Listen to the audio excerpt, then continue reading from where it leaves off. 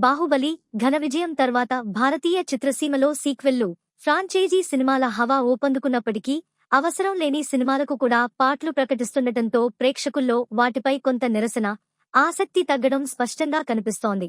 అయితే కొన్ని ఐకానిక్ చిత్రాల సీక్వెల్ వార్తలు మాత్రం అభిమానుల్లో ఇప్పటికీ విపరీతమైన ఉత్సాహాన్ని నింపుతాయి.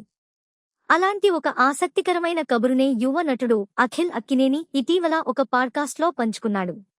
1995లో Hollywood hit movie baby's day out ఆధారంగా మనీ, ఫేమ్ శివ నాగేశ్వరరావు దర్శకత్వంలో అక్కినేని నాగార్జున నిర్మించి ఒక ముఖ్య పాత్రలో నటించిన సిసింద్రి చిత్రం ఎంతటి సంచలన విజయం సాధించిందో అందరికీ తెలిసిందే.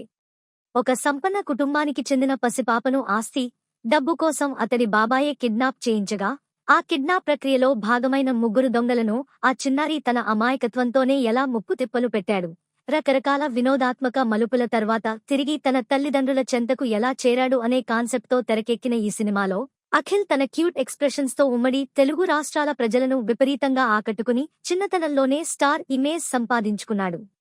ఆ ఐకానిక్ చిత్రానికి సీక్వెల్ చేసే ఆలోచన తనకు ఉందని వెల్లడించిన అఖిల్ తన భార్య జైనాబ్తో కూడా ఈ విషయాన్ని పంచుకున్నట్లు తెలిపాడు. తనకు గనుక కొడుకు పుడితే ఆ బాబునే హీరోగా పెట్టి సిసింద్రి సినిమా తీయాలని, తద్వారా తన తండ్రి స్థానంలో తాను ఉండి ఆ చిత్రాన్ని రూపొందించాలని ఉందనే తన మనసులోని ఆశను బయటపెట్టాడు. అలాగే ఒకవేళ తనకు కూతురు పుడితే మాత్రం తండ్రిగా చాలా ప్రొటెక్టివ్గా ఉంటానని సరదాగా వ్యాఖ్యానించాడు. దీంతో అఖిల్కు కొడుకు పుట్టి తండ్రిలాగే నవతరం సిసింద్రిగా వెండితెరపై మళ్లీ అలరిస్తాడేమోనని అక్కినేని అభిమానులు ఎంతో ఆసక్తిగా ఎదురుచూస్తున్నారు.